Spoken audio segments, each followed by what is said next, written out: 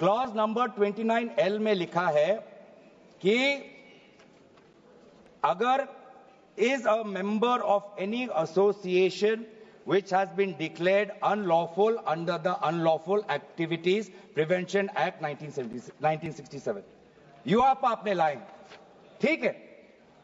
आप कहीं rigorous presentment को उसको सिंप्लीफाई करके प्रेजेंटमेंट लाना चाहते हैं और कहीं आप यूआपा का संशोधन लाना चाहते हैं, आपका हक है।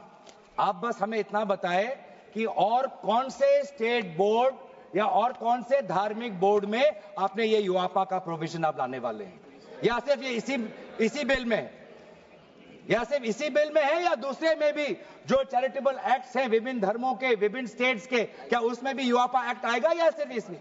क्या संदेश देना चाहते हैं?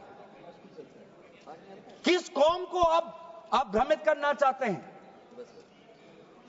बार बार उस कौम को जिसने भारत की स्वतंत्रता की लड़ाई लड़ी है, उस कौम को जिसने 1857 में उन्होंने मंगल पांडे के साथ उन्होंने अपनी शहादत दी, आप उस कौम पर आप दाग लगाना चाहते हैं जिसमें लगभग 2 लाख उलेमा शहीद हुए, आप उस कौम पर दाग लगाना चाहते हैं जिन्होंने भारत छोड़ो आंदोलन में हमारा साथ दिया, आप उस कौम पर आप दाग लगाना चाहते हैं जिन्होंने 6 अप्रैल 1930 में दांडी मार्च का सपोर्ट किया, आप उस कौम पर आप दाग लगाना चाहते हैं जिन्होंने 1926 में ब्रिटिश के डिवाइड एंड रूल को खंडन किया, आप उस कौम पर आप दाग लगाना चाहते हैं जिन्होंने मौलाना हुसैन अहमद मदानी ने 1924 में कंप्लीट इंडिपेंडेंस की मांग की।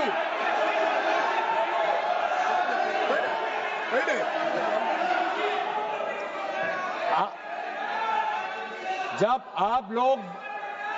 आप लोग भारत छोड़ो आंदोलन का समर्थन नहीं कर रहे थे, उस कौम ने भारत छोड़ो आंदोलन का समर्थन किया।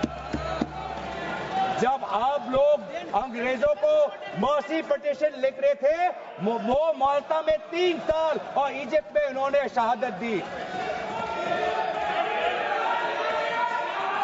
आप किस कौम पर दाग लगाना चाहते हो जिन्होंने 1924 में जिन्ना के 2 नेशन की थियरी को पूरी तरीके से नकारा, आप उस कौम पर लगा रहे हो?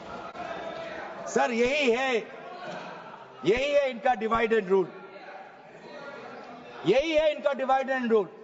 बहुत लोग पूछते हैं सर हमारा राष्ट्रवाद क्या है? सर हमारा राष्ट्रवाद, nationalism for us is being United in our shared love for our Bharat Mata and the mutual respect for her culture, language, dress, food and religion. It is the love for our national flag, the Tiringa, जिसकी सम्मान आपने नहीं की थी. It is the sacrifice of the Indian freedom movement, जिसमें आपने भाग नहीं लिया.